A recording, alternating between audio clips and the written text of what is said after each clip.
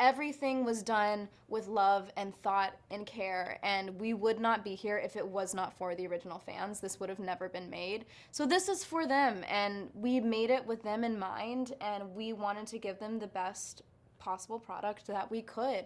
I had a vision. People burning. Everything destroyed. It was Athena. She was doing it. Famke, Diego, Nick, very nice to meet you. ¿Qué tal, amigo? ¿Cómo estás? Todo muy bien. Nick, how does it feel to make a movie about a very popular anime here in Mexico? Is a very popular anime, but how does it feel to be working on this kind of project? It feels great. You know, we're really excited about this one. We were kind of unaware of how big this thing was.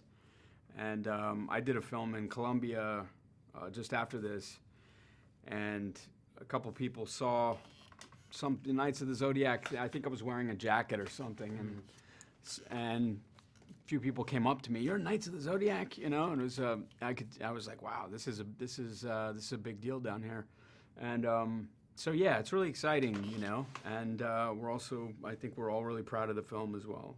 Mark, this is a full circle for me. I have to be honest with you, because when I saw Only the Brave in the TV around 93, 94 maybe. I wasn't even alive. I know, thank you very much. I was waiting for that. She was just waiting for that, thank you. You set me up. That's why I'm asking him. Yeah, I was watching that movie, and on the commercials was a commercial about Saint Seiya. No. That's why I started to see. Wow, Saint so Seiya, banana way to the goddess. Yeah. That's crazy. Wow. That's why I became such a huge fan of Saint Seiya. Wow. It's for me an emotional ride for you to be talking about with you guys.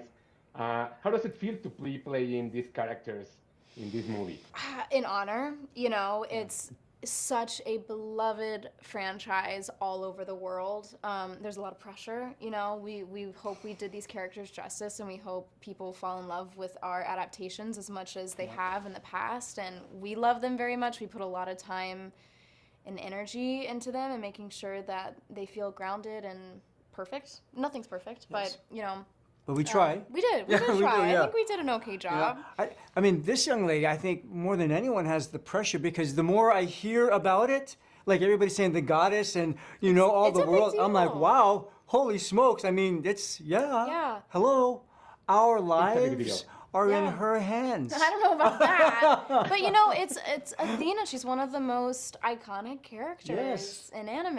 And, you know, it's an honor. It really is an honor. And even, like, I question myself sometimes, which, to be fair, I feel very parallel sometimes with Sienna and her imposter syndrome that she felt often throughout the story, because it was a big ask. They're big shoes to fill. And I was honored they thought I could do it. Famke, some years ago, you played a couple of bad characters, one in the James Bond movie, one in an X-Men. How does it feel to play the villain on the movies?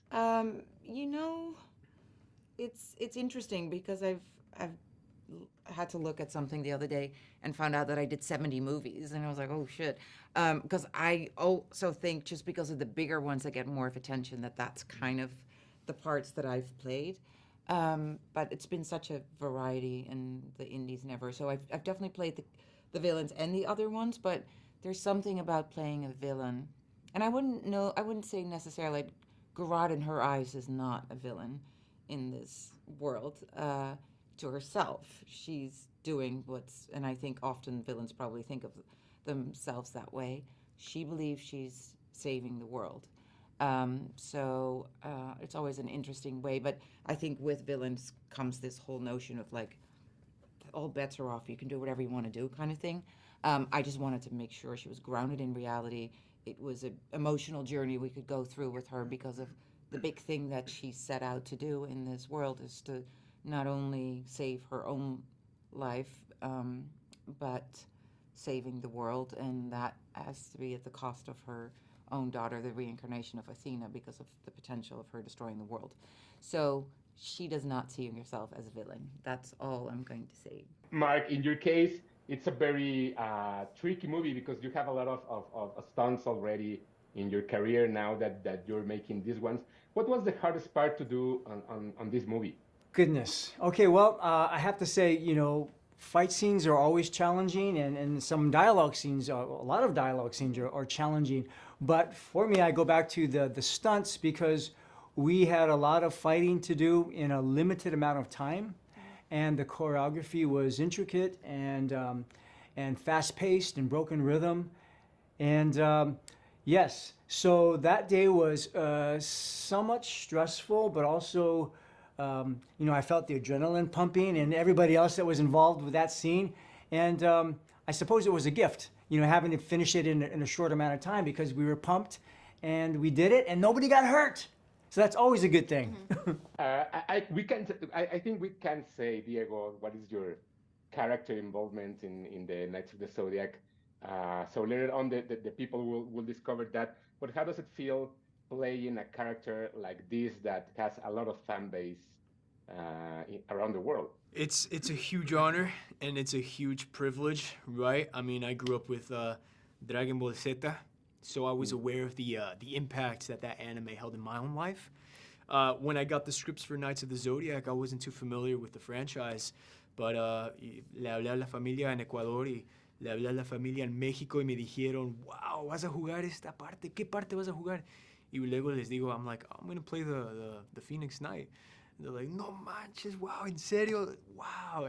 So they were all very happy for me, and you know, with that, I wanted to do the role justice, right? I did my homework, watch as much of the anime as I could, and now it's time for the movie to be on the big screen, and again, it's just a huge honor, huge privilege to be able to represent all my Latino people out there, right? Y pues lo hago para ustedes, para México, para Ecuador, para Sudamérica y pues todos mis latinos allá. Yo lo estoy haciendo para ustedes. Madison, here, as we already said, here in Mexico and in Latin America, since Seya, it's a big thing, it's a huge thing.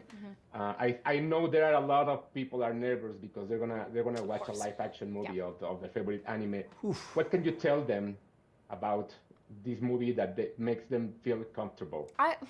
Stop it. You're a goddess. Thank you, eh? Come on, goddess. My people.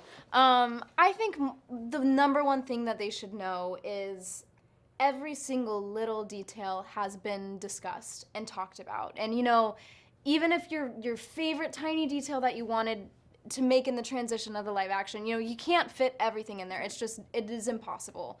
But everything was done with love and thought and care, and we would not be here if it was not for the original fans. This would have never been made. So this is for them, and we made it with them in mind, and we wanted to give them the best possible product that we could. And so in every single day that I walked on set in this performance, they were always on the back of my mind of what can I give them what performance can I give that would make them fall in love with this character as much as they did, you know, back in the 80s. And that I hope comes across more than anything is how much we love this project as much as they do. I have to show you. I'm a huge fan. He's the no way. That's incredible. Very cool. So I have a tattoo right here. Oh, nice. So yeah, I'm a huge fan. You have my blessings about that. So thank you very much for this movie. Thank you. We appreciate it.